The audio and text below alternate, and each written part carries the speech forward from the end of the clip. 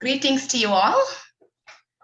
Hello, welcome everyone. I'm Montamil Siva, International United Federation's International Executive Officer, and I'm pleased to be the moderator today for this event.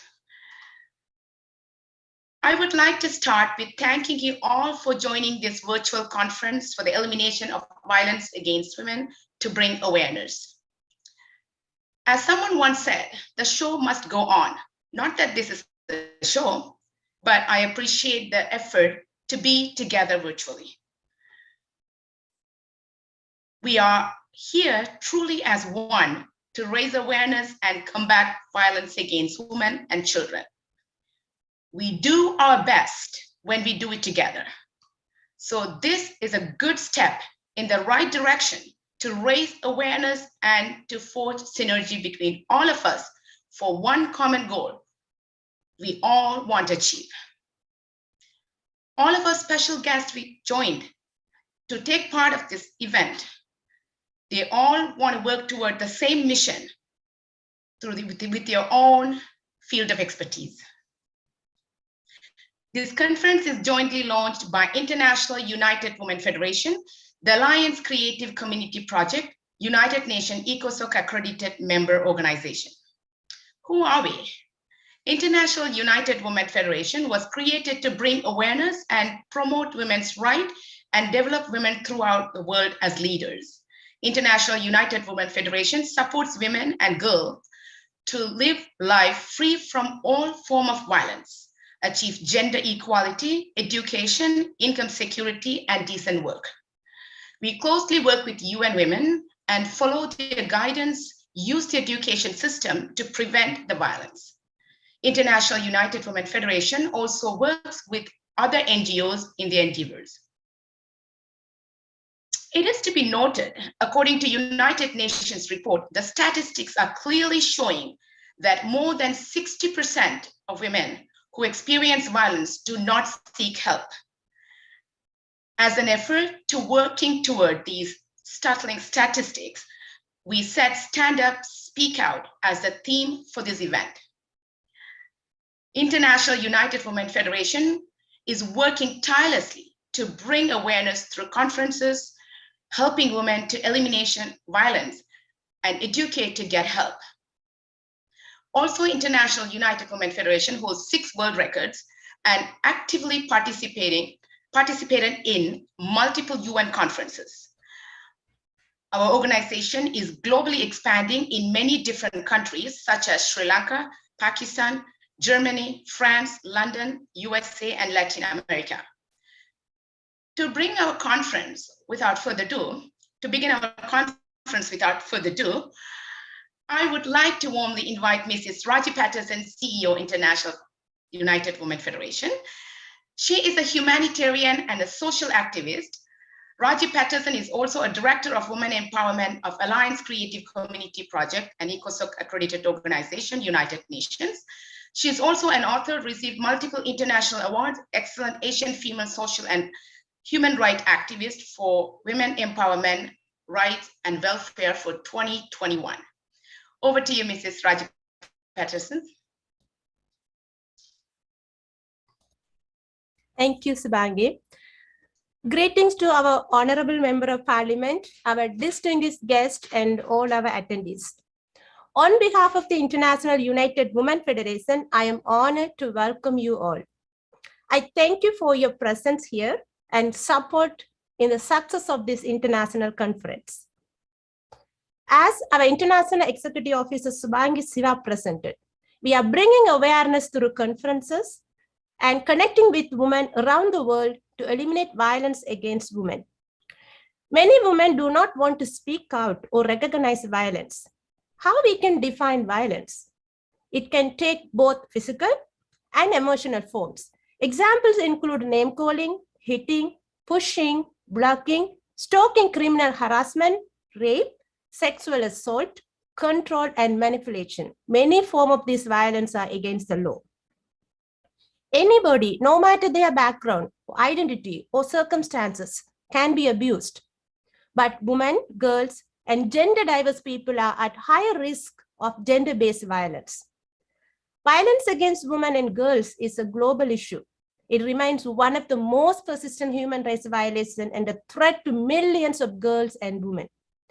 Violence against women and girls knows no social, economic, or national boundaries. It affects women for all ages, arises in various types of settings, and takes many forms, including physical, sexual, and psychological violence, as well as economic abuse and exploitation. No country in this world has succeeded eliminating gender-based violence yet. The World Economic Forum says that 6 women are killed every hour around the world by men, most often by men in their own family or their partners. The latest UN figures show that 137 women across the world are killed every day by a partner or member of their own family. A total of 50,000 women a year murdered by people they know and should be able to trust. 1 woman or girl is killed every 2 or 3 days in Canada. And sexual assault, one of the most underreported crimes in Canada, is also the only violent crime not on in decline.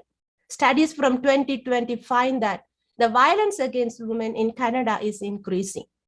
United Nations General Assembly had adopted Resolution 54/134, which officially designates the 25th of November as the International Day for the Elimination of Violence Against Women. Women stand at the heart of communities. On International Day for the Elimination of Violence Against Women, the UN is calling on the nations to act together. We all have responsibility to stand together, bring awareness through a campaign ending this violence. All community leaders, teachers, politicians, and parents must unite together to eliminate violence against women, saving their lives, teaching gender equality, and setting themselves as an example. I cordially welcome all our distinguished guests who are attending this conference today. I very much appreciate your dedication and commitment to make this event successful. I also welcome all our attendees, media partners, and the audience who are watching live. I thank you for this opportunity and hope that we all will have a great time together. I'm handing over to Subangi Siva, who is our moderator today. She is a social activist working closely with Elders Association as a coordinator. She has passion to empower women and contribute tremendously through her dedicated leadership and has received multiple awards. I thank you, Subhangi, for your commitment and inspiration to women. Thank you. Over to you. Thank you, Mrs. Patterson. Thank you so much. That's very nice of you. So I'm going to introduce our next speaker now. And it's a great pleasure to have her today with us, Mrs. Ellen Alam. She is our International United Women Federation's Ambassador of Pakistan. So it's a great honor to have her today. Ellen Alam is a development and human rights practitioner in Pakistan, working in the sector since 2007, founder member and Secretary General Faces Pakistan. She has extensive experience in poverty education programs and community development in both policy and practice, and specializes in development management. Let us give a warm welcome to Mrs. Alam. Over to you now. Thank you so much for the warm welcome, and I am very excited to be a part of not just the IUWF but also this conference today, because it gives me a chance to speak about this issue, which is not only close to my heart but close to us as a group, as the IUWF, as Subhangi and Mrs. Patterson very rightly introduced just in the beginning. And it brings me to an angle of a different context, as I would like to, with my talk right now, the 5 minutes that I have, I wanted to bring a little perspective and context coming from Pakistan, bringing a Pakistani perspective and bringing a Pakistani woman's perspective. And an additional layer to that, I would like to bring a Pakistani indigenous perspective as well. So as we know, we just introduced right in the beginning, the number of cases worldwide of gender-based violence have been increasing. And reportedly around the world, if a country like Canada, where there are safeguards, which is known to be ranked to be one of the safest cities in the world, countries in the world, there, if the situation is better there, the situation in Pakistan as a developing country, as a country of the South, is much more alarming. So we have around the statistics show that at least 10 cases of rape happen in one district or in one area of our cities in Pakistan. So that is one thing that is very alarming. The other point that I wanted to bring forward is that the incidences of reporting are very, very low. So there are very low cases that are reported in Pakistan of violence against women. There are good laws where Pakistan is known to have some of the greatest number of laws in the country that protect women and that protect religious minorities, but the implementation of those laws is extremely weak. And that is one of the perspectives that is very important for the global South and for countries like Pakistan, where there might be a plethora of a lot of laws and legislations and legal frameworks that also follow the international framework and are in line with the international framework.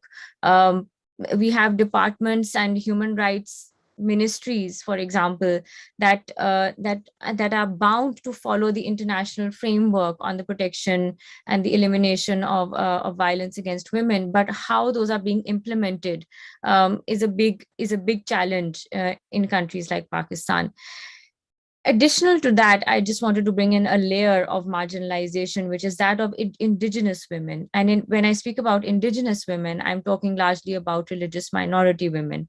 I'm speaking about the Christian and the Hindu women and other religious minority women that reside in Pakistan, and how that framework of international law, the framework of CEDAW, the frameworks, the other international covenants that that Pakistan is signatory to and Pakistan has signed.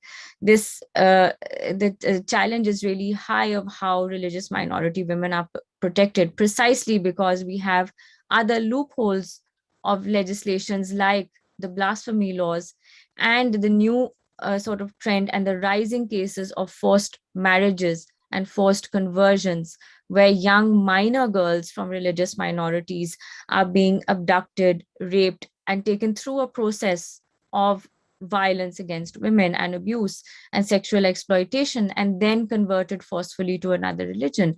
And of course, that doesn't just add to the issue of violence. It adds to the trauma, the life experience, and the cycle of violence that continues in a family of a religious minority woman's family. Like, her girls are affected, the young girls born into those families are affected, and that takes a toll for generations. And this is largely the perspective I wanted to bring, because I feel that this scenario that is rising in Pakistan against indigenous women, it is very similar when you hear of cases against minority women in India. And looking at this trend in the global south, especially now, if I talk about the subcontinent, India and Pakistan, this is a perspective that the international community is really not thinking about at the moment. And I barely see this being addressed at various forums, because either the issue is not highlighted enough, or the governments are not questioned enough on these kinds of issues. So yes, violence against women as we know it, as we see in reports, as is reported by international agencies, is very much there. But these layers of marginalization and violence against indigenous communities, I feel needs a bit of a boost. And that was the perspective that I wanted to bring in.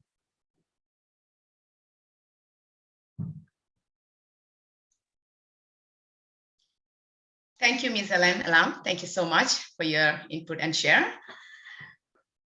Our next guest, it's with an honor, I may now introduce Mrs. Mary Droz, our City Councillor, Park Extension District. She is a woman from Montreal who has the deep love for Park Extension and her community. Since her election in 1998, she has been involved in her borough to give back beautiful image to her district by offering new libraries to young people and seniors, renovating all the parks with the addition of water games, as well as by allowing tree planting to combat urban heat island. Mrs. Mary Droz, it's a great honor to introduce you. Over to you, Mrs. Droz.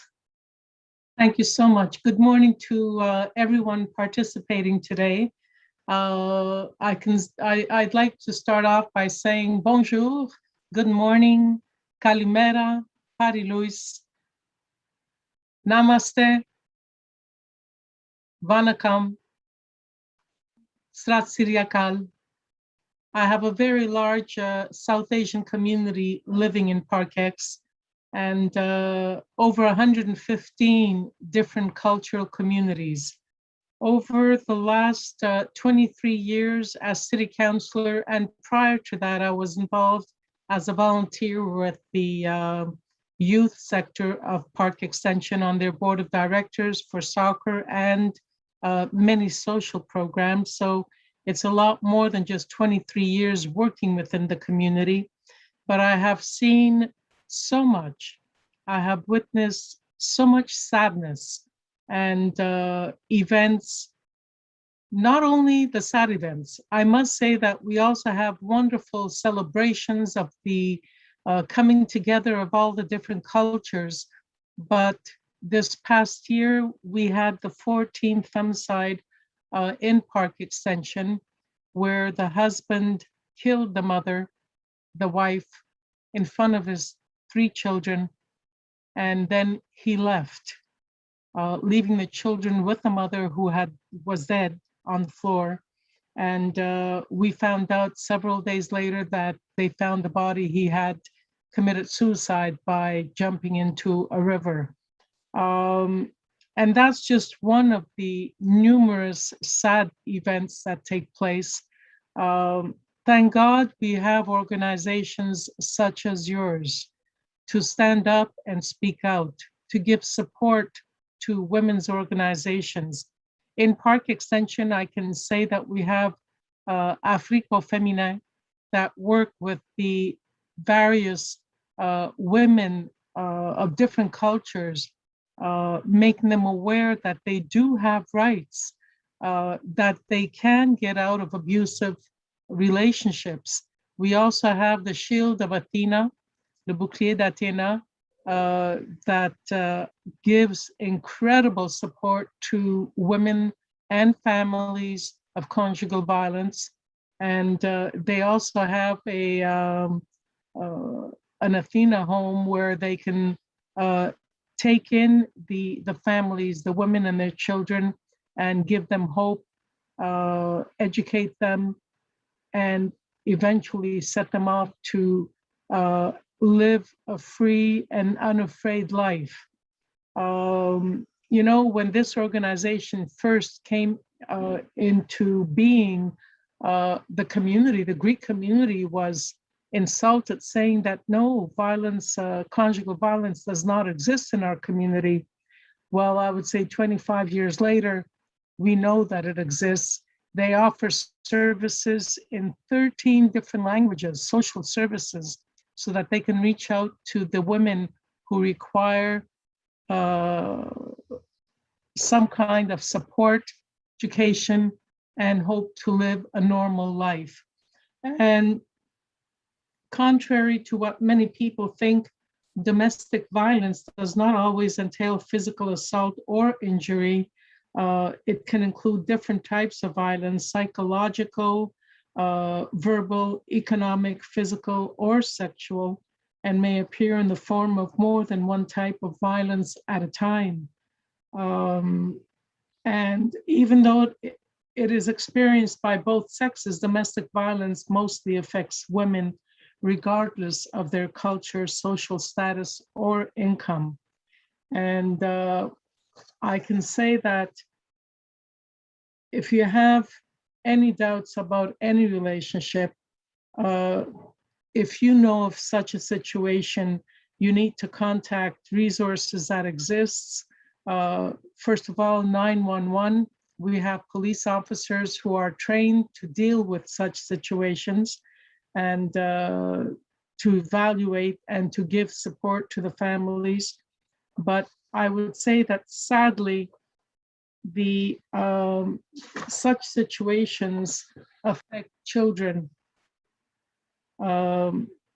Even if they are not directly experiencing the various forms of violence, most of them at least witness some violence. Exposure to violence is harmful to these children, who, no matter what their age, may respond to what they witness in different ways, by having crying fits, tantrums, and sometimes they also can retaliate in similar fashions, thinking that it's normal to yell at somebody because you feel you're above them, or if you want something to take place. I truly appreciate that you have brought all these women together. The internet, you're bringing awareness to an existing problem, and seeing all the women who are participating today, we need to continue to work together to help educate all women that they do have rights. They don't have to live in an abusive situation. And I congratulate you for these efforts.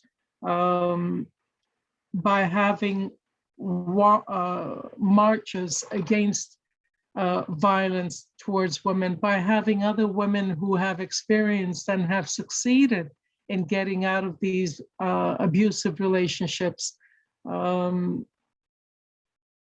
Your theme today, Stand Up and Speak Out, is so true.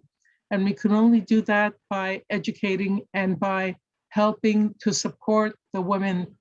Even if it's not yourself, you see someone, you can tell the way women react sometimes that there's something wrong. Talk to them, try to help them understand that there is a way out. And there are resources that they can apply to, that they can go to get the help for them, for their children, and at all ages. And we've seen the bullying in the schools. We've seen the abusive relationships between husband and wife, but we've also seen the abusive situations by families towards their elders. So I congratulate you for today's conference. Thank you so much for making me part of this and for having us all participate so that we can exchange, share, and continue to support one another in this effort to speak.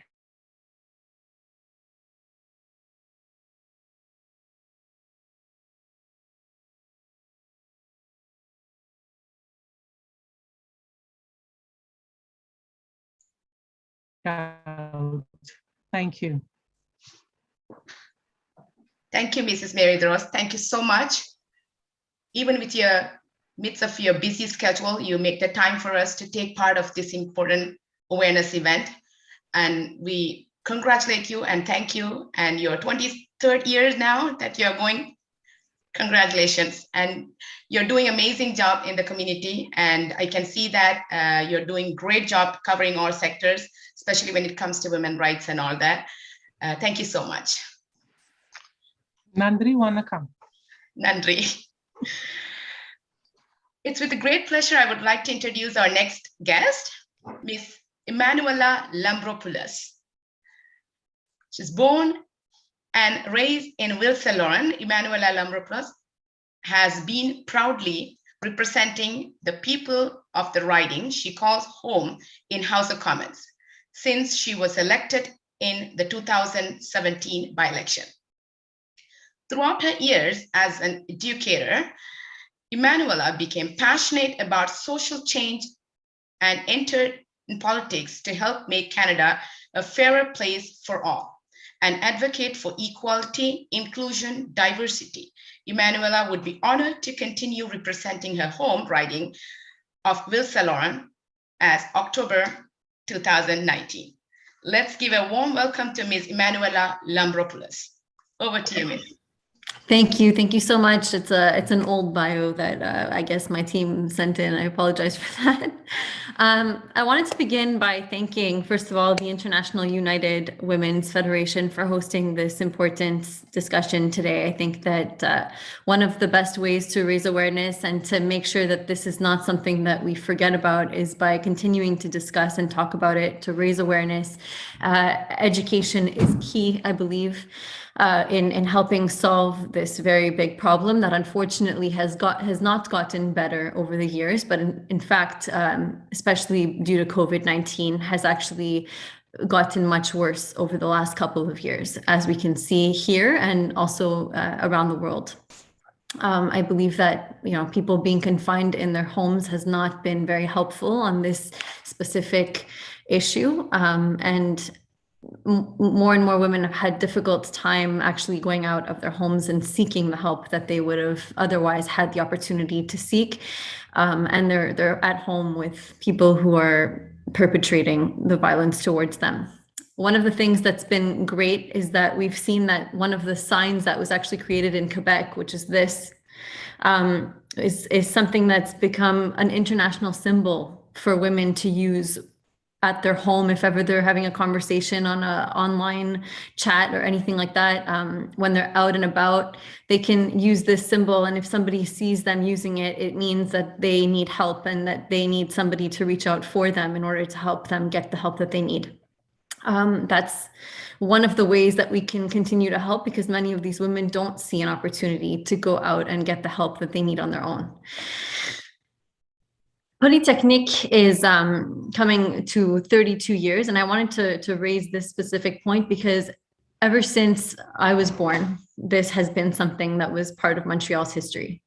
And as early as I could remember, as soon as I learned about Polytechnique shooting, where 14 women were killed at the hands of a man who believed that women did not deserve to go to fields that were male dominated and did not deserve the education that many of these women were acquiring at that time. It's always been the most shocking event in Montreal's history for me, and one of the most difficult ones that I continuously commemorate every year, but one of the ones that touches me the most, and that no matter how many years have gone by, the same emotions are felt by me when this event comes up, because I just can't believe that in a world, especially in a society like Montreal, where we focus so much on equality, where women are represented quite well, actually, especially at the municipal level.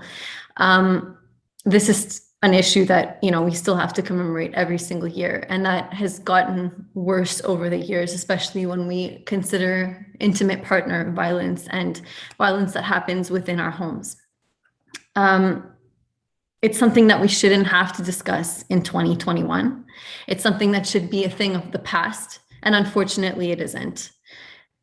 As a young woman myself, I know that I'm afraid to go outside of my house at night by myself. I've always felt this fear of leaving my house at night, and I'm sure many of the women on this chat today have felt the same way. And that's just not okay. We live in a free society where we're supposed to feel safe, and we don't, because we're women and because we're not as physically strong as the opposite sex. And because people use that force and that strength against physically weaker people than themselves, we have to feel this fear. And it's very unfortunate. And we have to find a way to break that cycle. We have to find a way to change that. And I think that the best way to do that is through education. Gender stereotypes, making men sometimes feel that they are not able to express their emotions, that they're not able to cry if they feel sad. When they're little boys, we tell them, man up, it's not a big deal. Why are you crying? Boys don't cry. This is one of the key factors, I think, in creating a toxic masculine culture where men are not allowed to express the way that they feel when they're little, and they learn toxic behaviors instead of being able to express themselves in healthy ways that women express themselves. I think that that's one of the key factors involved in gender-based violence. And I think that this is one of the ways that we need to focus on in the future. We need to, as was mentioned prior, display the right types of behavior for our children to follow, and so that they can learn appropriate behaviors and appropriate ways of dealing with certain situations. But we also need to educate them in school, because not everybody's home is that perfect safe place where they're learning the right behaviors. We also need to show them at school that this is not normal and that this is the way that we should behave. We need to teach our girls, our young women, what's acceptable in a relationship, what healthy relationships are versus unhealthy ones, how to set boundaries when we're in these types of relationships, because even the smartest women, even the strongest women can find themselves in these situations.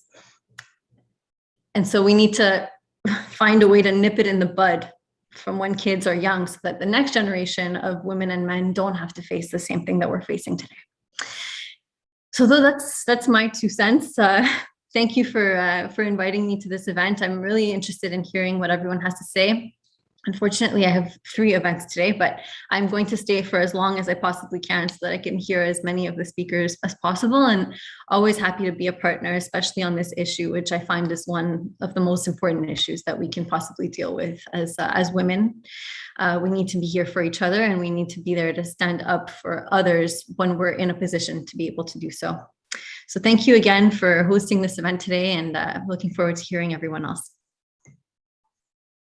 Thank you, Mrs. Manuela. Thank you so much. And it was amazing that you were able to join us even with your busy schedule. I know that you have a 3 meeting that you just mentioned.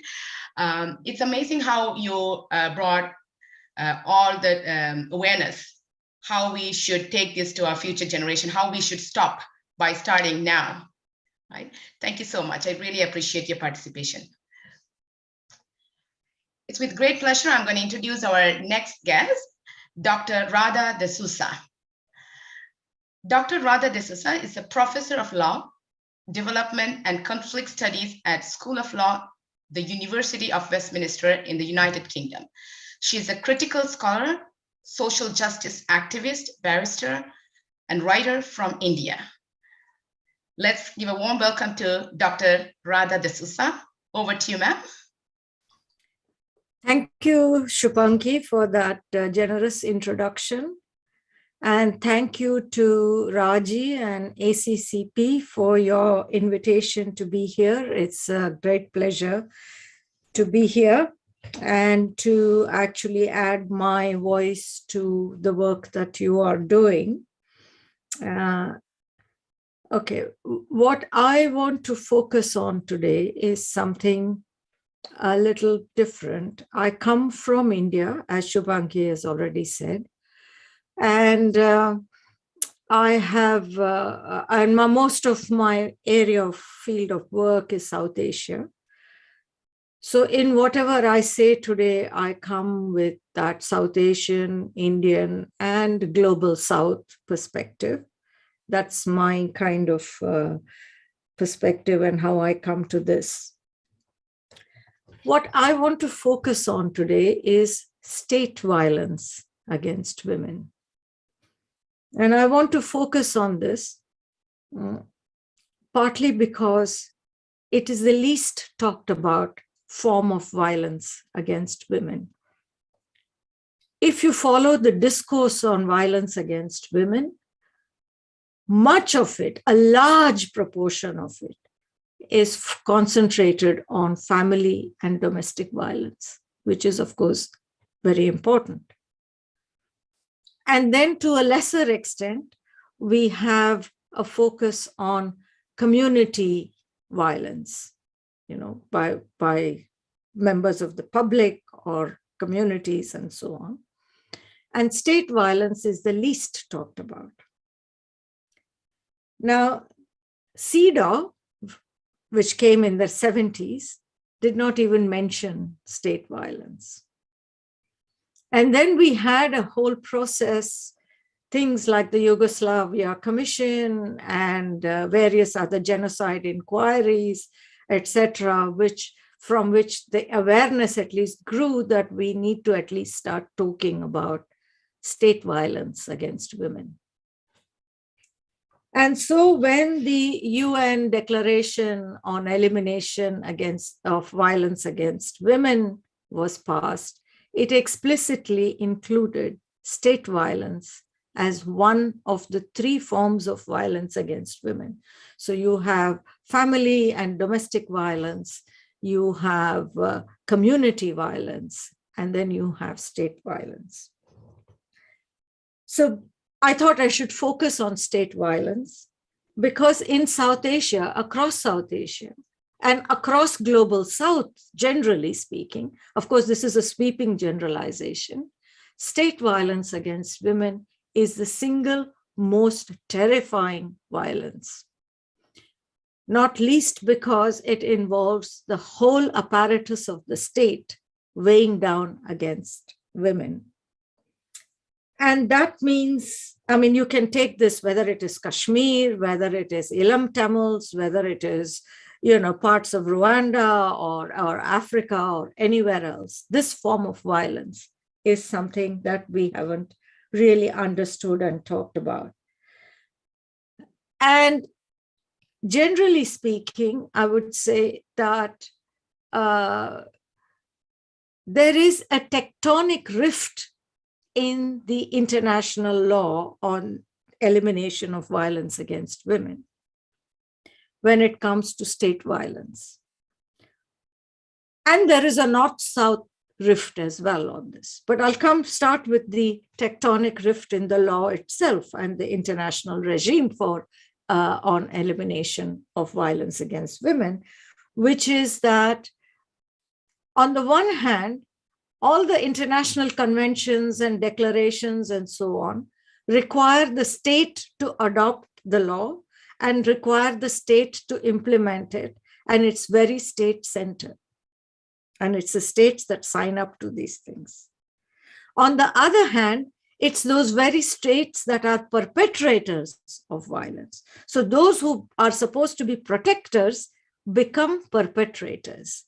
So how do we deal with a situation when protectors become perpetrators? So this is the big question. Now, for example, most of the time, there are three typologies of state violence against women, which I would like to flag up today. The first is, of course, where security forces and securitization of the state leads to violence against women. For example, deployment of armies, whether it is Kashmir, whether it is Northeast, whether it is, Ilam, whether it is wherever it is. So, and there the state uses the logic of securitization, logic of national security to perpetrate violence against women. And most of the time, those soldiers have total impunity. So they get away with anything. And therefore, there is nothing that you can do legally other than, trying to push for recognition of this form of violence against women. So that is one. The second is class-based violence, which against women, which is again something that we don't talk about, but class-based violence becomes state violence, routinized state violence against poorer, marginalized sections of society.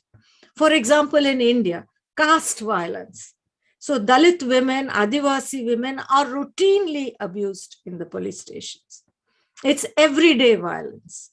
So depending in different countries and different contexts, who are the poor, the racialized poor. In the UK, Black and ethnic minority people are generally poor, and there is routinized violence against them. And we haven't yet learned to recognize this form of violence. Adivasi women in India, Dalit women in India, and others in India, it's a regular occurrence. There is a third, in the three typologies, a third one, which we have not even, I think, started thinking about. And that is women as political prisoners.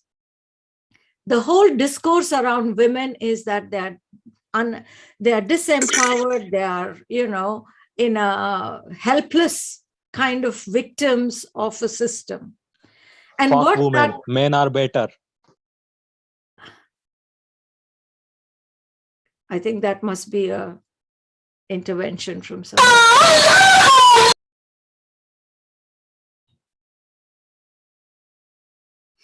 Yeah, one second, ma'am. Yeah, sorry about it. Let's remove all that, and Yes. sorry for the interruption. Mm.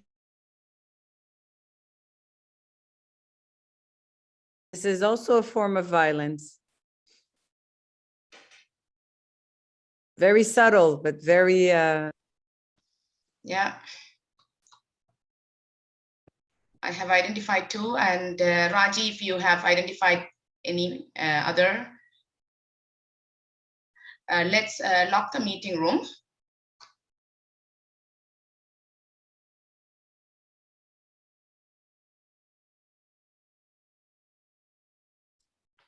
Yes. Yes. Now you can continue, ma'am. Sorry about the interruption. Yes. Your mic is muted. I will give you co-host. You can able to unmute. Okay, good. Yeah, I've done that. Yeah. Okay, so I was just coming to the third and the last, and that I will conclude on that, which is that women as political actors are not recognized. But we find that across the global South, and if you look at all the movements in South Asia, women have been at the forefront of movements when there is question of displacement from land, displacement from homeland, displacement.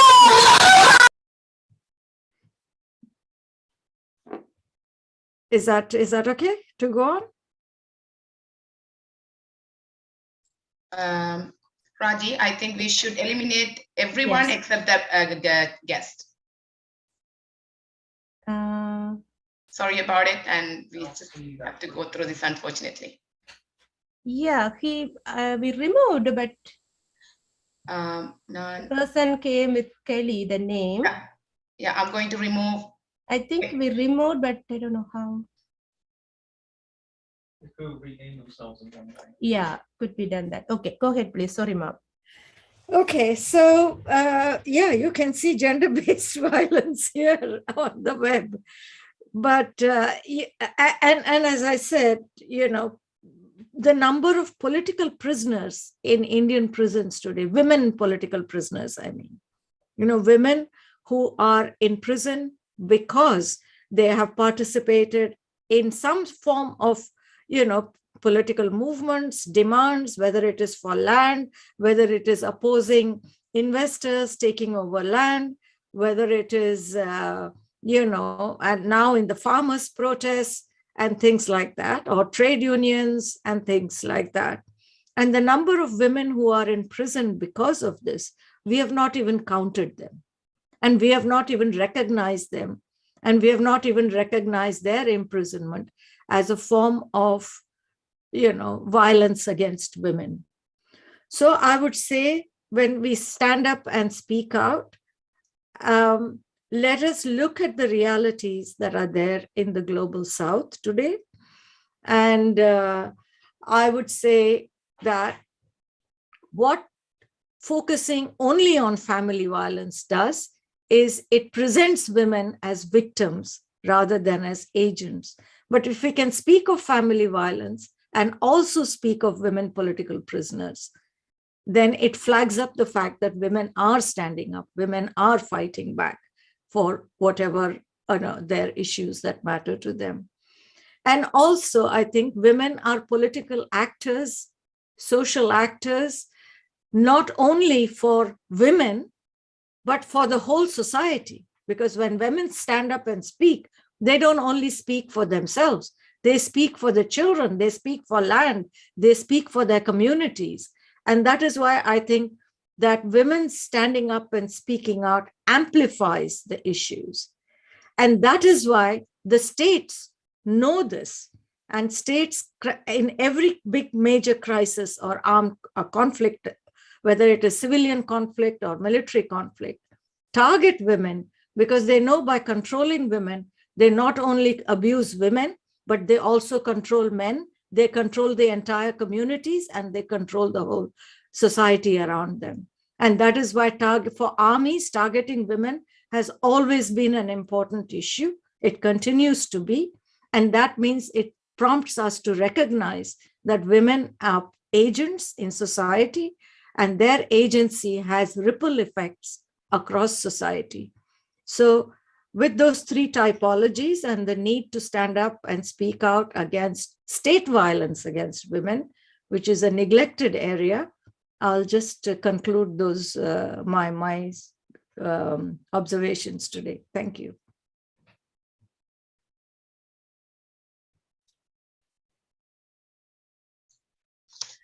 Thank you. Thank you so much, Dr. Radha D'Souza. And sorry for the interruptions that happened. And thank you graciously for participating with us and sharing with us different perspective when it comes to violence. And you brought light with the Adivasi and indigenous people, class rate violence. And thank you so much for that. And with that pleasure, I would like to introduce our next speaker. Sarah Ford is a nonprofit professional who has worked for the past 12 years in both community and international organizations. She currently is an executive director of the West Island Women's Center, Montreal, Quebec, and sits on the board of directors for EduConnects and on the board of the Montreal Council of Women. Let's give a warm welcome to Sarah Ford. Sarah Ford, the floor is yours now. Thank you very much. And thank you to all for being here and for the invitation to speak. I'm honored about that. Just to give a little context to who I am and who we are a community center based in the West Island of Montreal. Encompasses many boroughs and cities with a wide variety of women coming from various backgrounds and linguistic communities. And the West Island Women's Center has been around since 1975. And the perspective that I'd like to speak to today is a different perspective because we provide support services for women, not only in the West Island, but across. We provide support services in the context of every age and range stage, when you were first a young mother, if you were a retired woman, if you were a working woman, if it's coming from a different angle, is because we look at the idea of supporting women and providing them with a safe space. And, it's a very apropos thing to say at this exact moment, because when you're in a space with other women, regardless of your perspective, background, experiences, you are able to learn and you're able to gain some sort of network that you might not have when you are in your daily life. The reason why we are coming from a perspective of support services as opposed to advocacy is because we take part in other organizations that carry the mantle of the advocacy work, and what we try and do is provide the on-the-ground support. And I've had the privilege of working for an international organization where I was able to travel to various communities around the world to work with the patient advocacy organizations. This was in a previous life. And one of the things that I experienced in each of those patient advocacy organizations on the ground were a lot of them were women-led organizations on a shoestring budget that had to be able to determine resourcing and support for their community members. And it was a very it was an interesting lesson to learn coming into the community here where I live and where I raise my two young daughters. We are not a big organization, but we try and serve as many women as possible to improve their quality of lives. And why this is important is because women are coming through to our services, and sometimes they're in acute need, in a crisis. Sometimes they are in need for education, personal development, or interest in it. But one of the biggest things is for community building. And where this has become quite acute is obviously in the past year and a half, when you take away that personal connection and you see increased isolation of women, our role became very much in terms of trying to connect women in whatever way we could, whether it be online, through interest groups, through discussion groups, through support groups.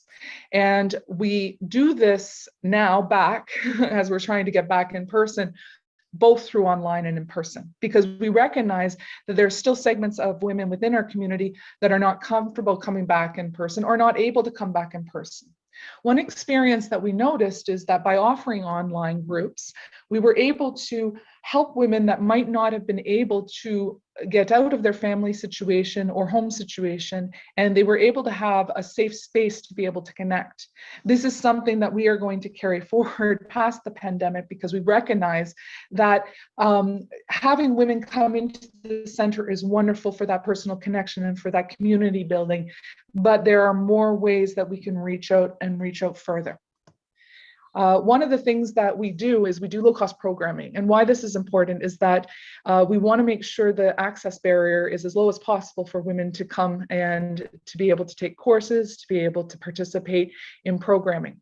We also offer free outreach programming, and this is extremely important within our community because we are trying to be able to reach different segments of the population that might not normally have access to government services, either through linguistic barriers, cultural barriers, or financial barriers.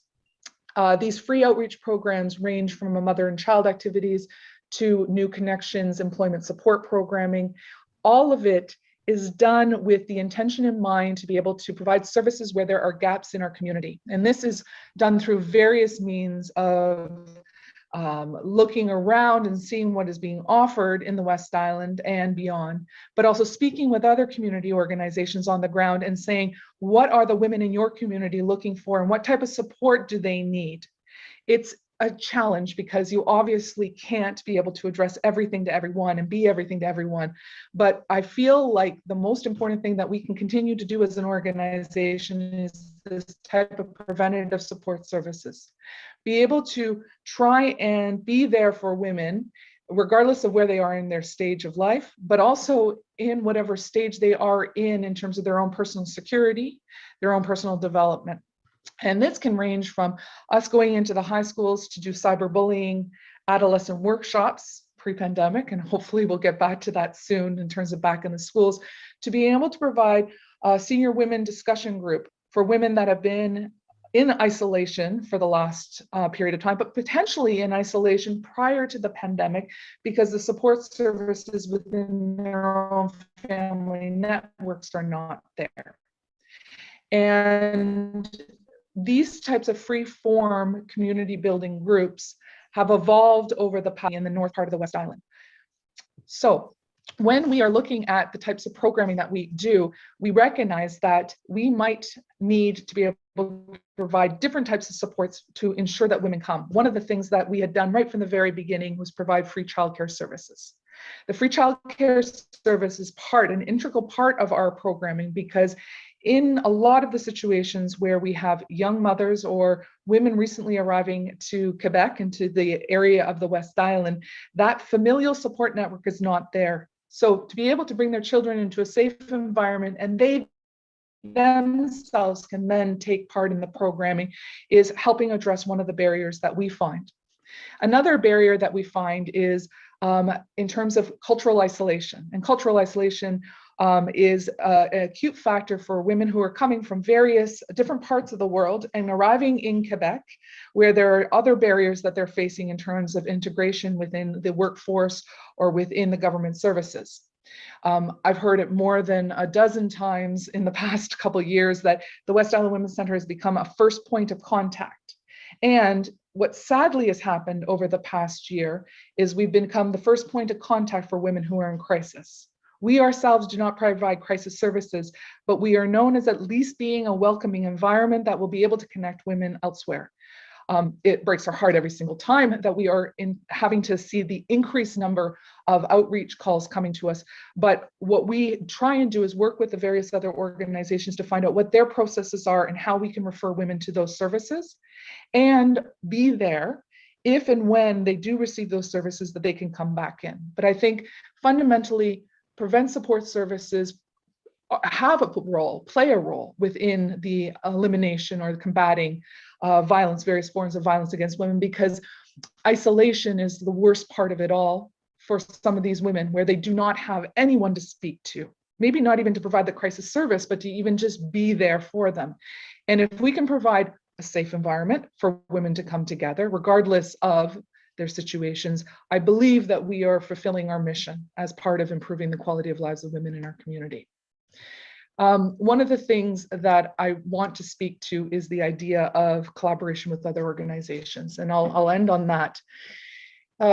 It's so hard when you are a small organization. You're obviously working with other organizations to identify funding, to identify support, to identify how you can work within the community.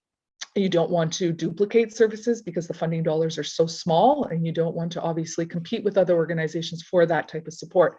But over the last year and a half, it's become very important for myself and also for our board of directors and our staff that we continuously speak with the other organizations. We identify where vulnerable parts of the population are and what we can play a role in terms of providing support. And I'll give an example. We are working, like I mentioned, in the north part in Pierrefonds in providing support services, community building programs for women. We are providing free childcare service at that installation in the north part. A lot of these groups that are providing support for women in more vulnerable populations within the West Island as a whole, but in the north part of the West Island, they do not have that barrier, addressing that barrier of the support. What we are aiming to do is to speak with them and to say, if you are on the ground and speaking with women in challenging situations, can you please communicate to them that we have these services available? And I find that the more we're communicating with other organizations, the more we're working with them, the more tools that they have in their resource kits to be able to reach out to the women that they're serving.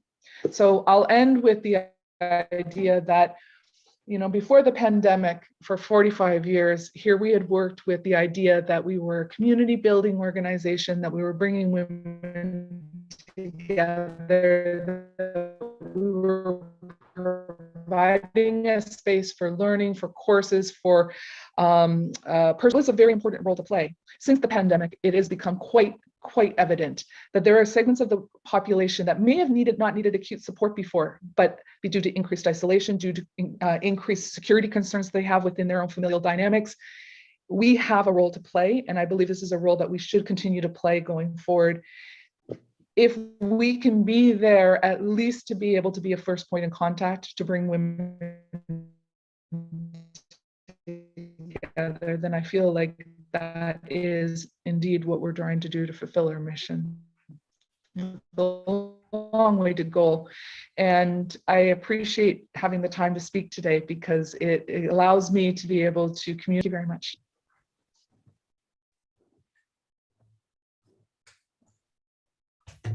Thank you so much, Ms. Sarah Ford. Thank you for sharing your amazing works that you're doing in the community level. And I would really like to thank you for the last note that you mentioned, that we have to unite and work with the other organizations in collaboration. And I think I also strongly believe that is the way to combat bigger issues like this, and uniting and collaborating with others and other organizations. Thank you for taking part of this event. And without further ado, I would like to introduce our next guest, Madame Valerie Asselin.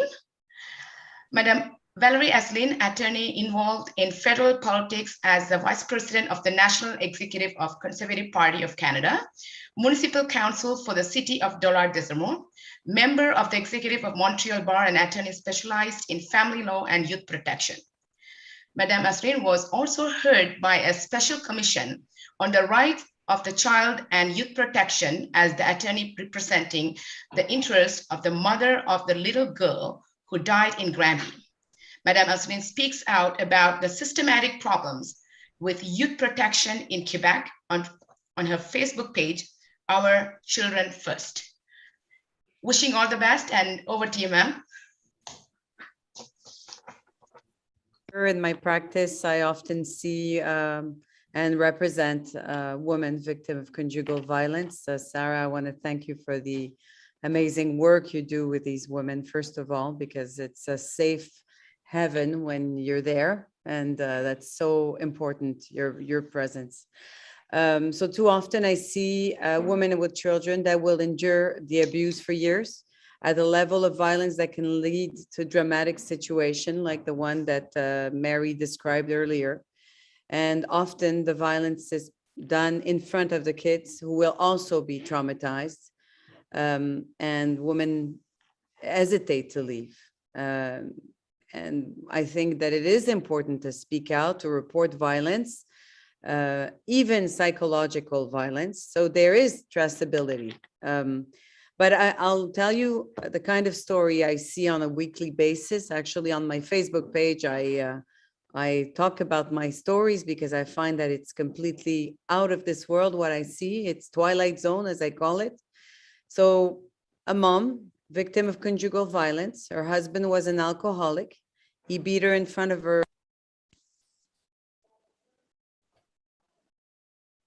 Leave him. And she pressed charges. Her husband received an 18-month sentence and he stayed in jail 1 year. The judicial system protected her at that point. 1 year later, once he got out of jail, he called the youth protection services and managed to instrumentalize the system until he got full custody of his daughter. The father is still an alcoholic, but today he has the custody of his 10-year-old daughter, and the mother is supervised in her contacts to her daughter. The system failed this mom and failed this child. And this kind of stories I see every week. So I will join Madame de Souza that earlier spoke about violence of the state, because this is institutional violence that women victims of conjugal violence face on when they denounce violence.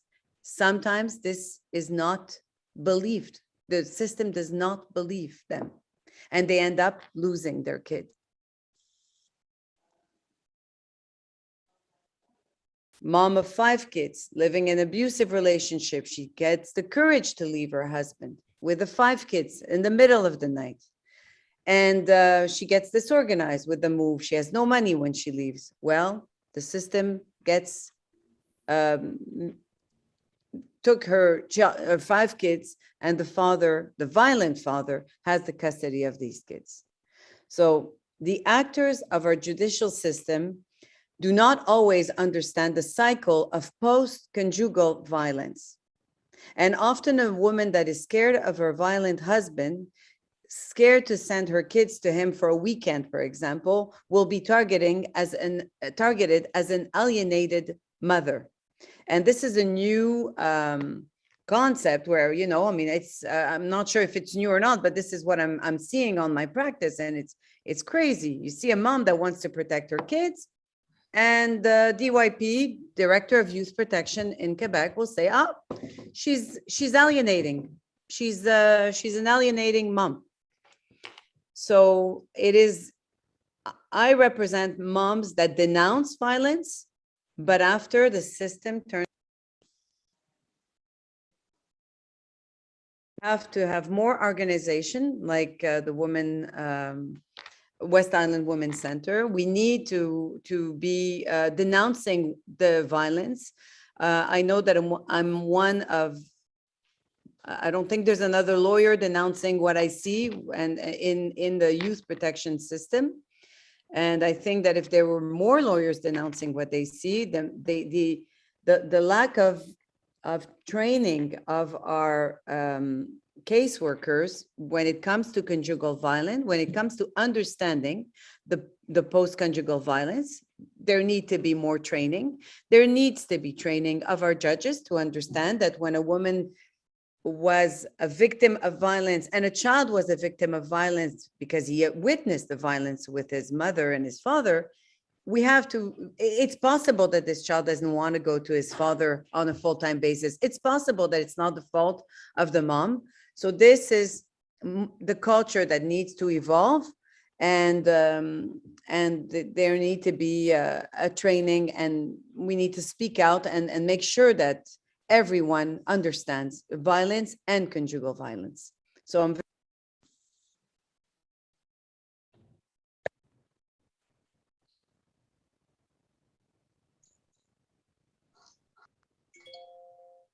Thank you, Valerie.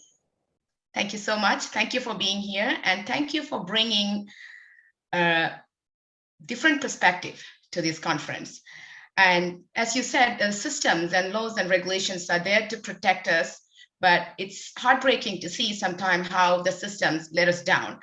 And I really thank you and congratulate you that you keep working tirelessly to eliminate those flaws in the system and giving your voice.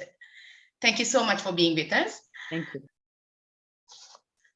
And I would like to welcome our next guest, Detective Cheryl Jones.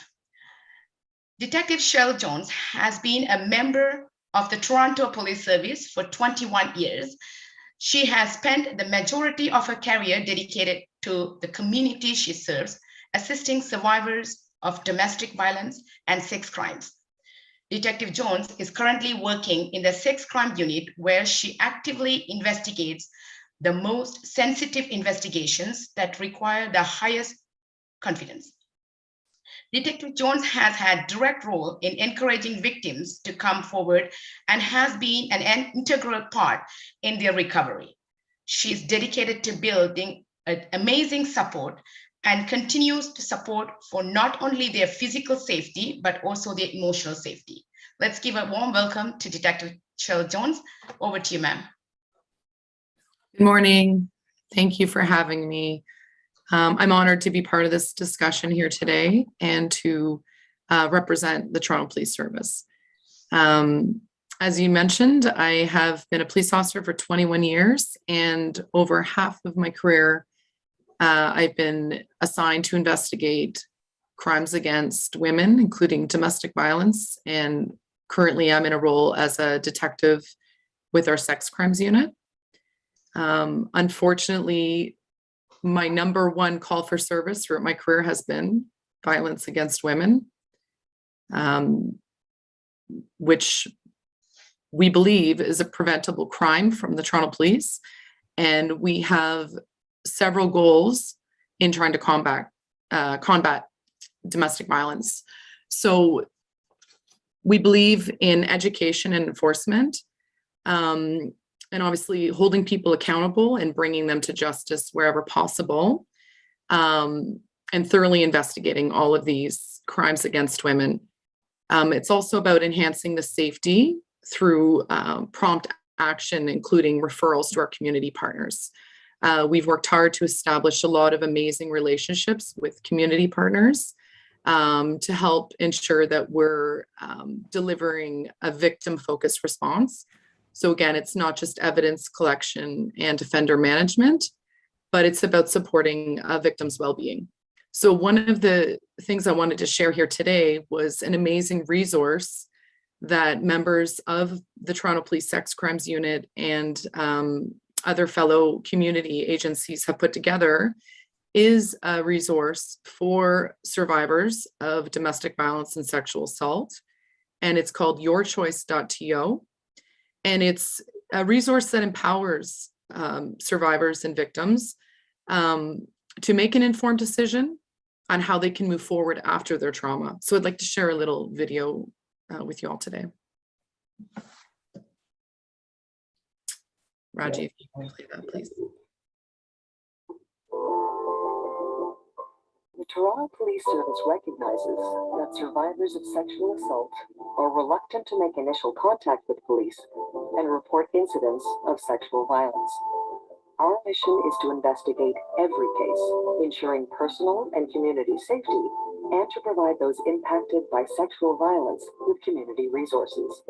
We are just one agency in a circle of support. We work together in order to provide the best possible outcomes for those impacted by sexual violence. Many people do not know about the options available to them. With that in mind, Project Guide took shape. Project Guide is a multifaceted community outreach and educational initiative. It focuses on providing resources in a survivor-centered approach that places priority on the emotional and physical well-being of those impacted by sexual violence. To make sure we got it right, we spent 2 years engaged with numerous community service providers and advocacy groups, experts in the fields of health, law, education, accessibility, and technology, and survivors of sexual violence. With financial support from the Ministry of Community Safety and Correctional Services, the Toronto Police Service partnered with Ryerson University and MCIS Language Solutions in developing 3 key parts of our Project Guide initiative. An information guide that provides answers to questions most commonly asked by survivors of sexual assault. The guide has been translated into 12 languages, is accessible, and features content that is non-judgmental and inclusive. The yourchoice.to website builds on the content of the guide in an interactive platform that can be accessed on a desktop or mobile device. It has an interactive community resource map, video messages for medical and legal professionals, and links to other critical service providers. The Choice campaign promotes the survivor's right to choose. Through 6 inclusive designs, we are highlighting the survivor's right to find the next step that makes the most sense for them. Project Guide respects that survivors may choose to seek information from the privacy of their own home or at a local hospital. They may choose to confide in a friend, call the police, or seek out legal advice. Their choice is the right choice. The Toronto Police Service is proud to launch Project Guide. Thank you.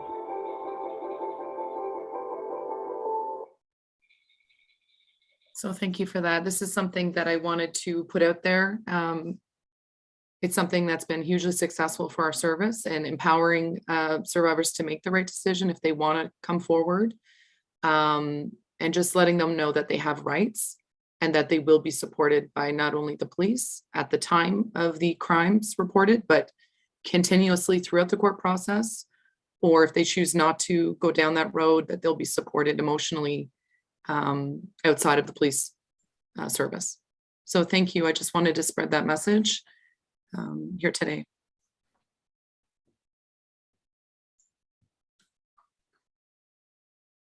Thank you. Thank you so much, Detective Cheryl Jones. maybe now we can open up for a few questions. Let me see if anyone has any questions.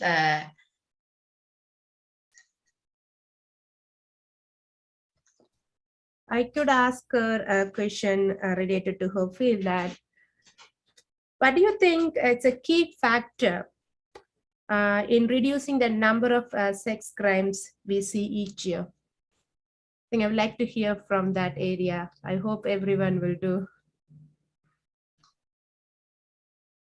I'm sorry, was that question for me, Raji? Can you hear me now? Yes. Okay. So what do you think the key factor in reducing the number of the sex crimes we see each year? Well, I believe, as one of my co-hosts said earlier, I think it is education. And it goes back to the way we're raising our children, the way we're talking to our kids about not only our own bodies, how we, our own worth, how we treat others. So that's something that starts from the beginning in the home.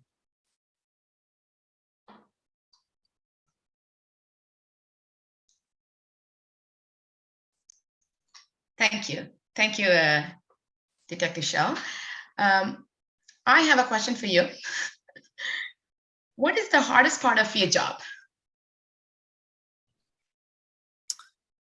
Well, that's very difficult. I think it's seeing the emotional pain. It's amazing to see women come forward, the strength it takes, but obviously to hear the most traumatic things, the unimaginable things that happen against them. So it's being there to support them. And then it's very empowering to me as an investigator and as a police officer to want to hold that person responsible. Mm-hmm. Thank you. Thank you for answering that. And if anyone has any questions. Yes, I think go ahead, Ilani. Yeah, I think I can ask the next. What do you think? What is one resource you wish more survivors of sexual assault knew about? Is there any particular resource you think that they are unaware of? And I also wanted to know about, do you come across a lot of what's the rate of indigenous cases of violence against indigenous women? Do you have that as well as a problem?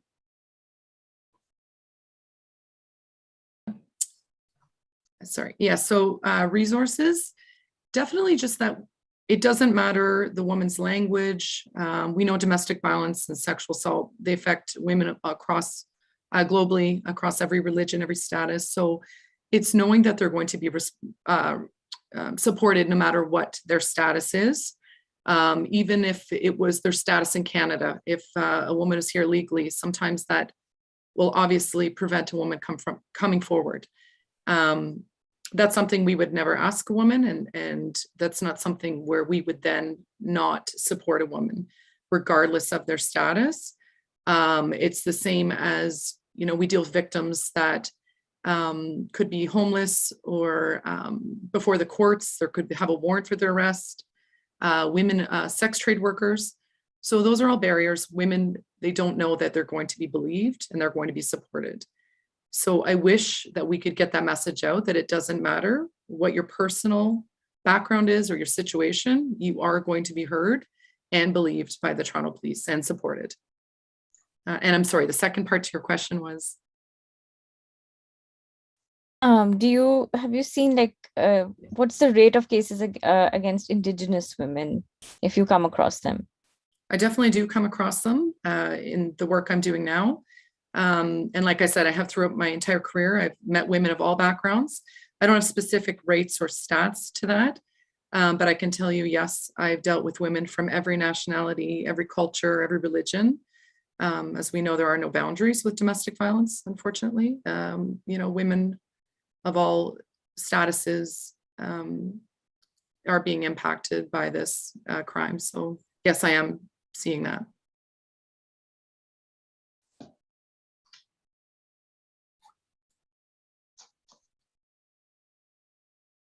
Yeah, Subhangi, your mic is muted. Thank you. Thank you so much for answering that. Sure, thank you.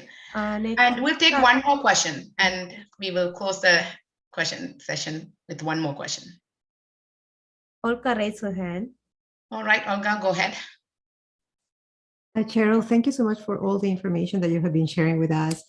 I was wondering, what is your viewpoint on the new gesture for help that has been implemented and going viral, and how that can be, what is expected from somebody? Let's say somebody's talking to me and they do the gesture of, I need help. So what will be the next thing that we as citizens can do, as friends or colleagues or coaches, we can do to help this person that is in need of help? Thank you. So anything that can bring awareness to somebody suffering, somebody going through a violent situation. As we know, victims don't report. They're not always so forthcoming. So if it is a third-party complaint coming in from a friend or even a passerby seeing that symbol, that could be the difference in saving a woman's life. So anything that can bring that survivor to the police so that we can protect them from a violent situation, I would encourage anything. So very frequently I receive third-party complaints on behalf of someone else. Sometimes it's wanted, sometimes it's not. We will immediately begin an investigation. And if a woman chooses not to participate or come forward, it's not like it's just, that's it, we forget about it. We're there to refer them to other agencies. Maybe it's a trust between that complainant and the police. So we want to break down those barriers, that gap. We understand there's cultural issues why sometimes people don't want to speak to the police. So it's supporting them. If it's not from a police perspective, it's from another support agency. Thank you, Cheryl, for answering this question. Thank you so much. And we will come to an end with the question and answer session. And without further ado, thank you so much, Cheryl Jones, Detective Cheryl Jones, for being here with us and bringing a different perspective. And you're doing a wonderful job with in this area. And we're wishing you all the best. And we want you to continue to help more women and get success in your career. Thank you so much for being with us. Thank you so much for having me. It's amazing work all you ladies are doing. Thank you. Okay, let's, without further ado, let's introduce our last but not the least, Dr. Lavanya Sambasivam. Dr. Lavanya Sambasivam is a psychologist practicing in Montreal, Quebec. She obtained her PhD from McGill University and has more than 10 years of training in psychology. Her experiences including working in school boards, hospitals, and private practice. And let's give a warm welcome to Dr. Lavanya Sambasivam. Over to you, Lavanya.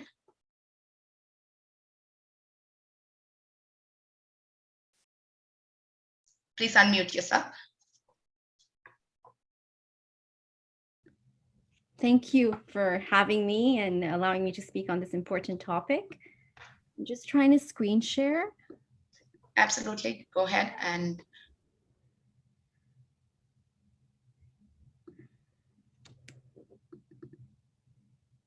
okay, so I will be speaking about violence against women. My name is Dr. Lavanya Sambasivam.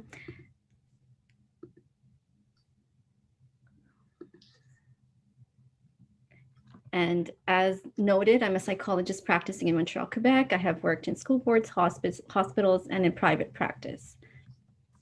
So as it has been mentioned, there are different forms of violence against women. I will be speaking about intimate partner violence, or IPV, which is defined as physical, sexual, emotional, or financial abuse between current or former married or common law partners. Sorry.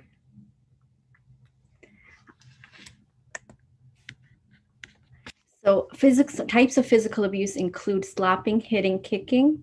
Types of sexual abuse include forced sexual intercourse, sexual coercion. Forms of psychological abuse include insults, belittling, isolating from friends and family. And forms of economic abuse include restricting access to financial resources, employment, or education. So 1 in 3 women worldwide have been subjected to either physical and/or sexual violence in their lifetime. So 1 in 3 women, that is a very big amount. There are a number of risk factors to IPV at the individual level, at the relational level, and at the community level. So if we look at the individual level, there are a number of risk factors to IPV perpetuation. So the research shows that young age, witnessing or experiencing violence as a child, is actually both a risk factor for perpetuation and victimization of violence. And this contributes to the intergenerational cycle of violence, where there's violence from one generation to the next generation. Harmful use of alcohol and drugs is also a risk factor, certain personality disorders, so that we know that people, for example, with antisocial personality disorder, who have a hard time having empathy for others, are at higher risk. Acceptance of violence, or having the belief that it's acceptable for a man to beat his partner, and past history of abusing partner is also a risk factor. There are also a number of risk factors for IPV victimization. So we know that young age, exposure to violence between parents, exposure to other forms of abuse, and marginalized status. So women who live in rural or isolated areas, Indigenous women have higher rates of IPV victimization, immigrant women, and women with certain physical or mental health challenges are also at higher risk.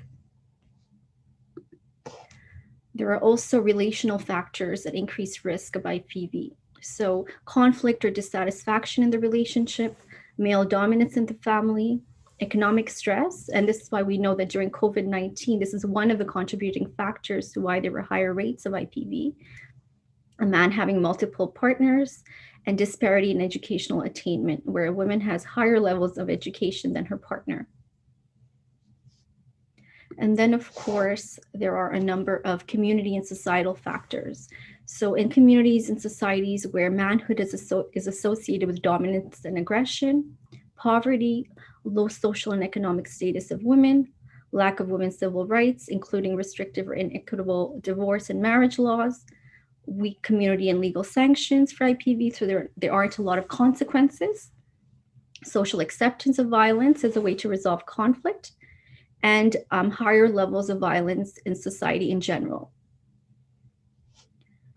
So what are the consequences of IPV? We know that the more severe the abuse is, the greater its impact on a woman's physical and mental health, and the effects appear to be cumulative. So the more experiences a woman has being abused, the more it impacts her physical health and her mental health. So in terms of consequences, we know that there are direct physical consequences such as bruises, cuts, scarring, and there are also long-term physical and mental health consequences. So physically, women who experience violence are more likely to experience stress-related physical conditions such as irritable bowel syndrome, fibromyalgia, chronic pain syndromes, and exacerbation of asthma. So we're seeing how stress is impacting them physically. We also know that women who experience abuse are more likely to have to abuse alcohol and drugs. In fact, 90% of women with substance abuse problems have experienced abuse in the past. They're also more likely to have eating and sleep issues and to self-harm. So these can be kind of seen from the perspective of women who are experiencing abuse are using, alcohol and drugs, food, self-harm as ways to cope with their emotions.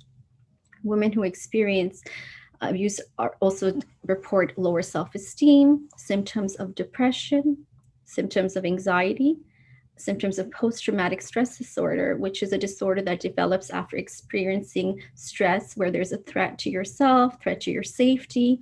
And so in women who experience post-traumatic stress disorder often experience flashbacks, have bad dreams about what took place. They may be hypervigilant to their environment. So it's hard to relax. You're always scanning your environment to make sure that it's safe.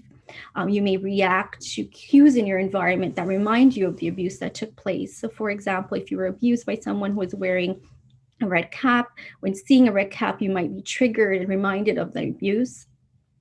And women with post-traumatic stress disorder also report, low self-esteem, high levels of guilt. And we know that experience abuse has also been related to higher suicidal behavior. So it's often, it seems like, okay, so the relationship is so difficult, why not leave? But there are a lot of different barriers to ending abusive relationship. And this is why it's so difficult to end these relationships. So one, there's a fear of retaliation, right? And we know from the research that women that try to leave are at higher risk of being victimized. They're feeling a lack of support from family and friends. So if women feel isolated, they don't have anyone that they could rely on, it makes it more difficult to leave abusive relationships. Hope that things will get better. So often these relationships have periods of ups and downs, right? So there's periods where it's abusive, and then there's a honeymoon stage where things are better. So there's that hope that, okay, maybe things will continue to get better. There's lack of knowledge or access to safety and support. Children, so some women stay because of the children or because they're afraid of custody if they leave. Financial reasons is a big one, feeling like, can I take care of myself? Can I take care of my children if I leave? And then a big one also in certain communities, religious or cultural beliefs and practices that may not support divorce. And there's a stigma to being divorced and leaving relationships, even if they're abusive. So what can I do to help? So if you know someone who is in an abusive relationship, it can be very tricky, right? Because a lot of women in these relationships often feel a lot of guilt, shame about being in this situation. So it's important to be sensitive and respectful and non-judgmental, because what you want really is for them to feel safe enough to open up to you, and you don't want them to feel like they're being judged and to get defensive. So ideally, being there and asking what you can do to help would be great, right? And also abusive partners maybe reading their texts, looking through their phone. So it's important to check in and ask if it's a good time to speak. The biggest thing that could be helpful is just providing that emotional support. And when you feel that they're ready, it's empowering them to take the next step, which is, to reach out to a hotline, to reach out to a community center who can assess risk and help them come up with an appropriate safety plan. So thank you. So thank you again for having me and allowing me to speak on this important topic.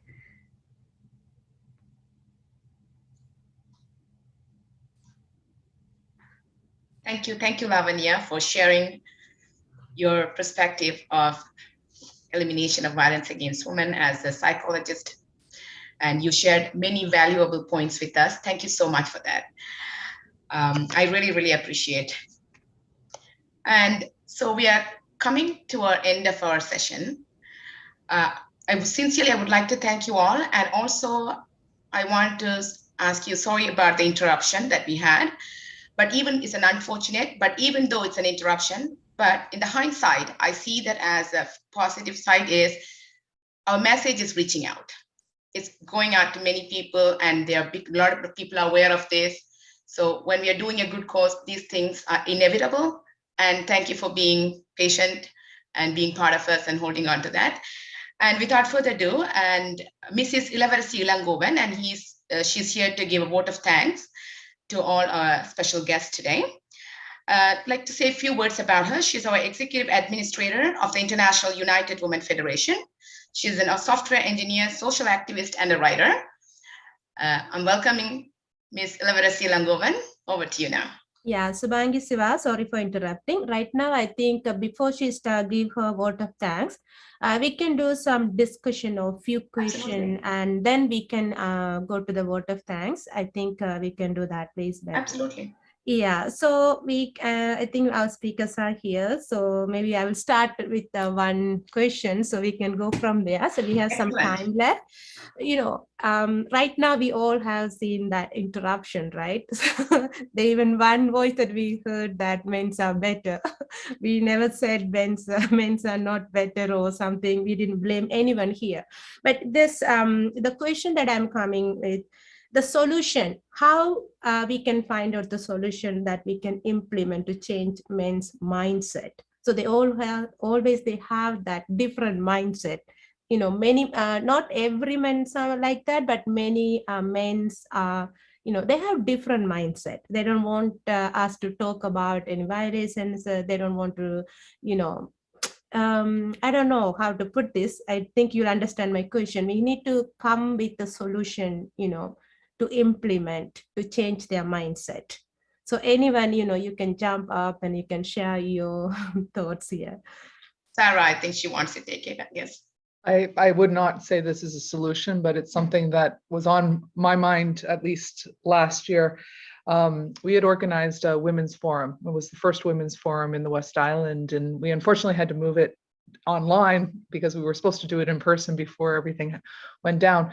And one of the big discussions was about, safe space for women to come together and discuss. And the purpose of the forum was to highlight issues that were facing women in our community, isolation of senior women, women who are facing challenges of increased anxiety during the pandemic, et cetera.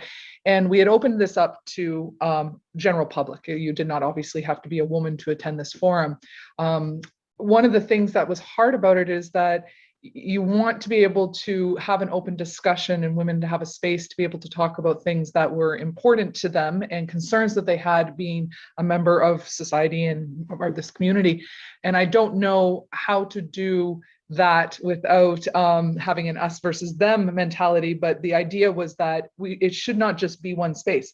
But what happened today was a perfect example, because there were a bunch of women who were participating in it saying, I don't want to be facing that type of challenge, especially because it was online. When it's in person, you can have a little bit more of control of a situation. So I wouldn't say it's a solution, but I would say it's definitely important that we still increase the discussion with men part of that discussion. It's not going to change things, but maybe at the end of the day, they might hear and become more aware of some of the things that we're talking about, and being more comfortable to be able to say those things for women that might have the privilege of not being in that crisis situation. So like I said, I don't think it's a solution, but it is something that we had a discussion as an organization about at that point in time. Thank you. Thank you, sir. Anyone else? Professor Radha, would you like to contribute something?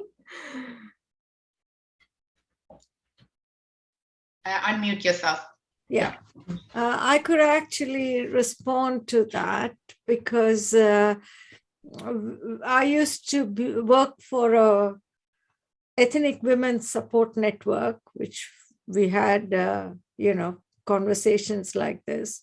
And one of the things we found very effective was to get men to come and speak about family violence, domestic violence, about arranged marriages, which is again in ethnic minority communities, a very, sensitive subject. And men who were in violent relationships and had reformed or changed or, had come to a better space, if you like.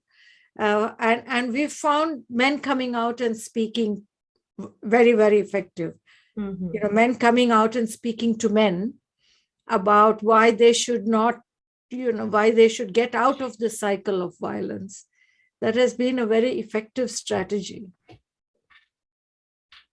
Thank you. Thank you so much.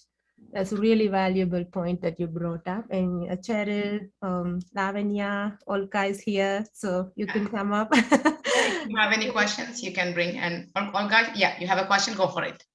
Well, more than a question, I have two things. One, to contribute to Raji's point, the question, and I think that is, we as women and mothers, some of us, have a responsibility to start working with our boys. I only have boys that I'm raising, and it's my responsibility to make them understand and see the value of another human being, and how it doesn't matter the gender or the race, it's just another human being and has to be treated with love, respect, and humility. So I think that is the values that we work in our home are translated into society. So it's not about what else can other people do about it, is what do we do for ourselves? So how is my self-esteem and self-worth, so I don't allow these things to happen to me, or at least so I can actually speak up and say, sorry, that's not the way you talk to me. That's not the way that you're supposed to be addressing me. So that's one. And then teaching our sons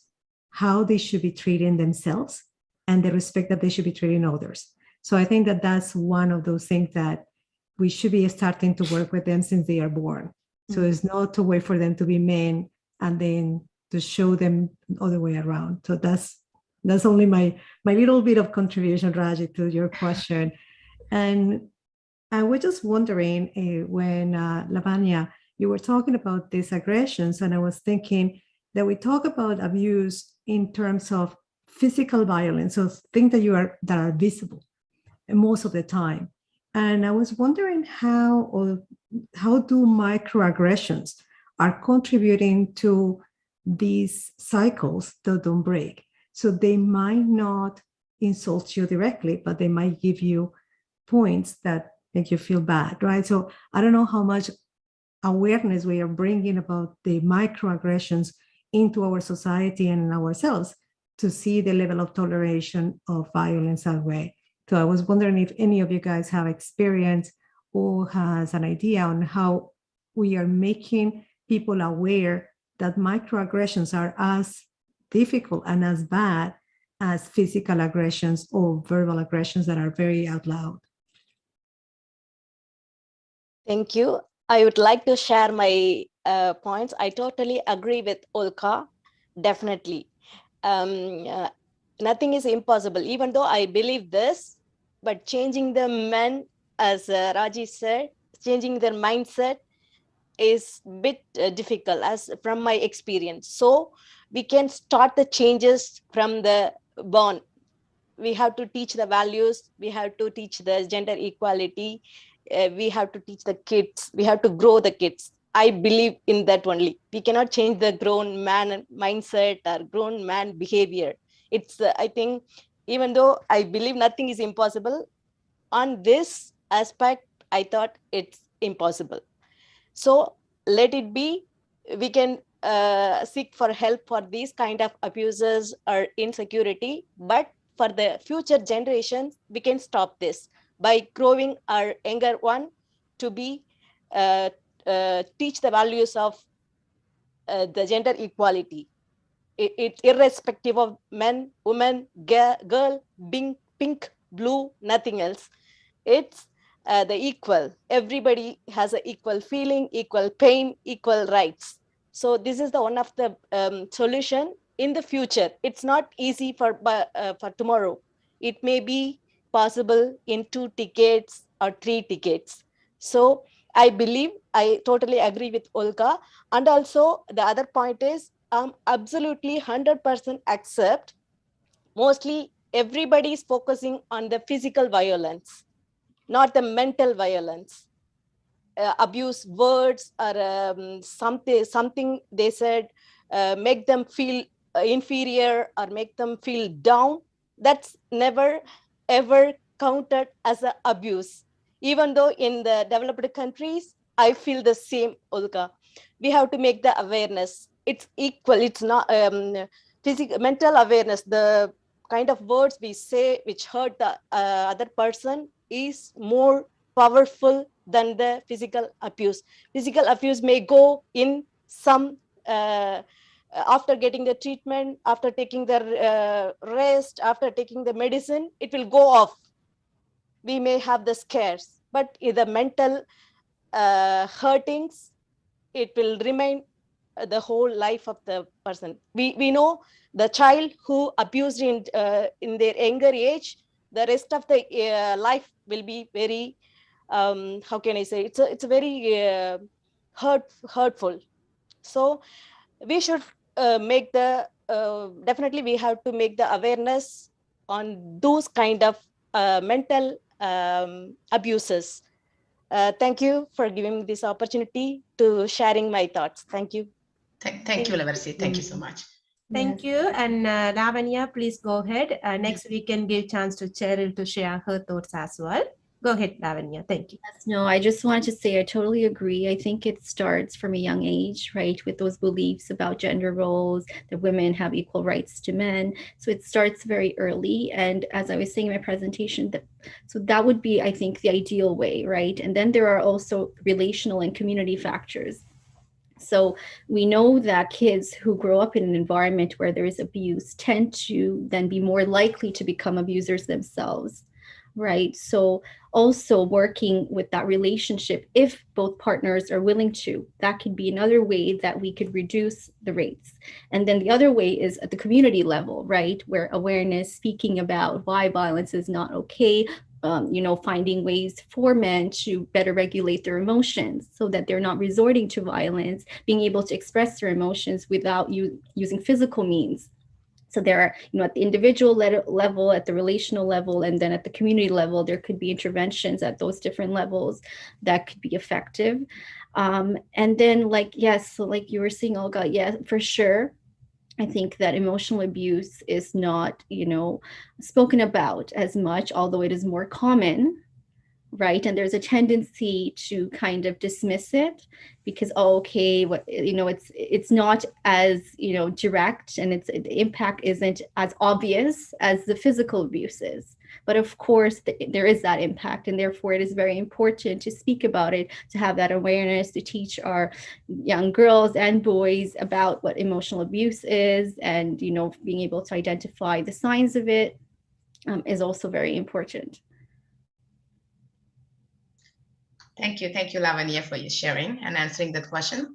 And maybe Detective Cheryl Jones, would you like to share? Sure. As I spoke about earlier, and as many of the ladies here today have said, it does start in the home. And also from a community aspect, as the police, we're outreaching. We have numerous officers that are very reflective of our community that we serve. We have almost 200 different cultures and languages in our city. And so we have officers reflective of those communities, and we're reaching out to those communities and leveraging on them to, we're educating those members and getting them to leverage to their communities within their churches and communities so that they understand our laws and our views on gender equality and domestic violence. And that way they can help to educate within their communities and encourage victims to come forward and be supported by the police. So again, it's breaking down those barriers so we can reach within our community. So that's some of the ways the Toronto Police Service is trying to reach the community, to encourage people to come forward and to stop that violence. Thank you. Thank you for your input with that matter. And if anyone has any other questions, and Raji, you have any questions? Yeah, I think we could talk about maybe a little bit about, as everyone here shared, and we all know that's very important to the women. They have to come out and seek help, those who are in that abuse situation. But in Canada, I don't talk about other countries, but in Canada, we have that facilities. We have shelter or even police, and every area we could see that we can go and get help. But unfortunately, women do not want to come out and seek help. How we can, address this situation? Mm-hmm. Okay. Anyone like to take this question? Sarah, I'd like to go first. Yeah. I'll speak to sort of what the discussions happen on our end as a community organization. There's the taboos that this is not happening to me situation sometimes. And when you're positioning a program, there has to be a lot of thought behind that program. It's not just all of a sudden there's an issue and we put together a program and we put a name to it and we're going to get people flocking to it. We have to have this continual evaluation about how the message is getting out, who it's getting to. And this is where I go back to working with other community organizations, because there's also a trust factor there. Just because we're known as a community organization that supports women doesn't mean necessarily that women are going to feel comfortable or trust that they can come into this space and it's safe. So I feel like that's another reason why it's very important to work with credible organizations that are on the ground serving more vulnerable populations. And I'm sure Cheryl must know that as well too, from a government services perspective as well.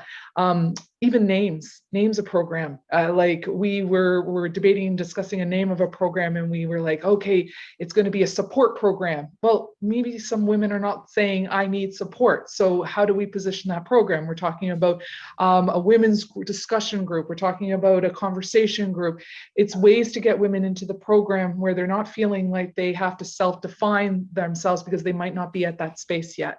And especially when you're talking about preventative support systems, you're not wanting to put a label on things. You're wanting to get people into the door so that they're comfortable. And at that point in time, maybe they feel empowered to be able to go out. And maybe those discussion groups might lead them to another more type of crisis support system. And maybe it allows them to come back later on when they're in need of a rebuilding support. So that's an experience that we've been debating and discussing on our end of things about how do we position and how do we communicate and how do we gain trust and build reputation so that we are welcoming spaces for women to come to us. Thank you. Thank you, Sarah. That's really well said. As Radha, would you like to contribute something as you unmute? Yeah, I will. Yeah, I just thought I'd add something to this because we work with ethnic minority women. And one of the problems we face, I mean, like most of the time we talk about service provision as a generic kind of thing. These are the services that women need, whether it's counseling, whether it is shelter, whether it is whatever. But I think with the women who have come from refugee, asylum seeker backgrounds, there is a whole history, behind why they are here as refugees or asylum seekers. I mean, I'm not just talking of status issues, but they have gone through, wars at home. They have gone through military, experiences with army occupations, various other things, sometimes genocide situation, and they come to a country for asylum and refuge. And most people don't understand those problems. So it's not simply about, giving shelter from a man who is beating her, but it is about understanding a complex of relationships. And very often, even the domestic violence is very related to what happened at home. Because, if you have been, persecuted by armed forces, if you have been persecuted by, vigilante groups because of your ethnicity, because of your nationality, both of them suffer. So women very often do sympathize with their husbands because of what they have been through, torture, all those kind of things. But so they don't want to, leave and go, but at the same time, they can't stay in that situation. And they feel that outside, if they go, people don't understand that world that they have left behind. That's why I wanted to focus on state violence. And it's a subject that we have not talked about because it's very complex. It's not about, okay, you're not in India, you're not in Sri Lanka, you're not in Kashmir, you have come to England. So, here are the services. It's not just as simple as that. Because that kind of trauma which they bring with them, and the domestic violence is a result of that, we have to start unpacking that trauma that happens at home. And that is why we have not paid much attention to that. Many women who come are very, were very active in their own home countries, in various struggles, in various movements. They come here and they become nobodies. And people just see them as, okay, this is a woman who is a victim of domestic violence. But they're much more than that. So I'll just stop there. Yeah, thank you. Thank you, Dr. D'Souza, for your input. That's valuable points that you have mentioned there. It's absolutely true what you're saying. So without further ado, I think we are coming to our end of the session. Thanks again for everyone to be patient and participate in this event. And again, I'm going to welcome Mrs. Ilamarasi Langovan. Over to you, Ilamarasi. Greetings to our most valuable invited guests and all the attendees throughout the world. I feel honored and privileged to have the opportunity to present the vote of thanks on this special day.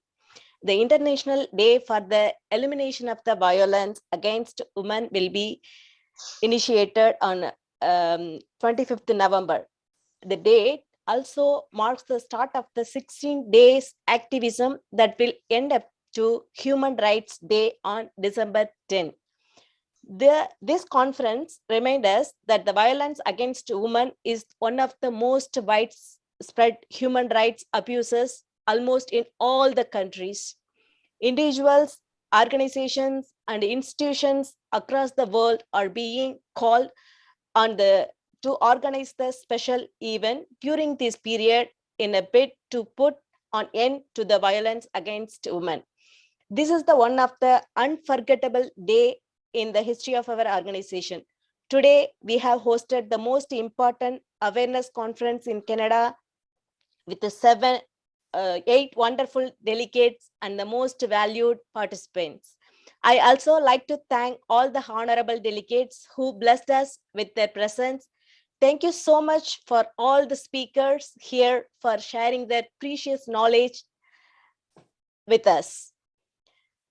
On behalf of the International United Women Federations, I convey my regards and hearty thanks to our honorable guest, Member of Parliament, Ms. Emanuela Limpropoulos, Member of the House of the Commons, Canada.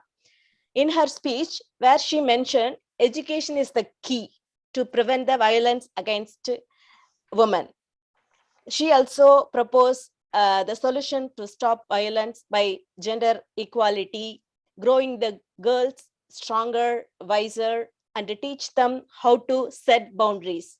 That is, the way she explained the topic is extraordinary. Thank you so much, madam. I should mention the deep meaning of the appreciation for Mrs. Dory DeRose, City Councillor, Park Extension District, in her explanation for seeking the help. Speak out. She mentioned the importance of speak out, seeking the help. When something goes wrong, we should speak out. I appreciate for her great information shared with us. I would like to express our sincere thanks to Dr. Radha D'Souza, Professor of Law, the University of Westminster in the United Kingdom, for giving the excellent coverage to the unknown area, state violence against women. In her speech, every day we are hearing the news, especially on the South Asian countries, the abuses against young girls, women, every day it's happened. Thank you so much, madam, to bring this unknown area, state violence against women, on this conference. I would like to express my gratitude to Mrs. Sarah Ford, Executive Director, West Island Center, Women Center, for providing biggest encouragement and support to the community, especially the child care programs, for the purpose of educating the women. Thank you so much. I also very grateful to Mrs. Valerie Aslin, advocate, SOS Advocate Incorporation, City Councillor, for analyzing her the failure of laws. Personally, I come across many situations. We have to bring out the loopholes in the law to give the chance to abuse the woman, especially the moms, immigrant moms. Thank you so much for bringing this awareness in our conference. And also, we would like to acknowledge our gratitude to the Detective Cheryl Jones, Sex Crime Unit, for exposing her theory of always stand with the victim side. There is always help will be there. And also playing the extraordinary awareness video in and also propose solutions and answers for all the asked questions. Thank you so much. I personally like how Lavanya Sambasivam highlight the IPV and all the solutions that can be implemented to avoid the violence against women. It's really intelligent and thankful for the wonderful presentations. I personally liked Mrs. Elaine Alam, Development and Public Policy Ambassador, International United Women Federation, Pakistan. In her speech, where she mentioned about the indigenous minority violence, women's violence, especially in South Asian countries. It's a very much important point to come across. So we are all inspired by your great thoughts and words. And also this is the time to thank all our media supporters, Elathai TV, Samuham, Tamerika TV, Vanakkam Malaysia, STS Tamil TV, Tamil MTV, Tamil America TV, Penicia TV, TamilInayam.com, Tamiloli, Patty, Udaham, TRG, Nan, Montamil, EC24 New, Vanakkam America, iTamil TV, Krishna Live Telecast, Thiravuhol Media. Mrs. Raji Patterson and Mrs. Subhangi Jiva, and ladies and gentlemen, once again, I would like to say that we all are most grateful to all the speakers on this forum. We thank you for bringing with us this morning. It's a great pleasure. Thank you so much. I would also like to thank the organizing team, technical support, members, and attendees. I should not forget to thank the volunteers and our teams who put their last complete week into arranging this conference. Without you guys, this event is not possible.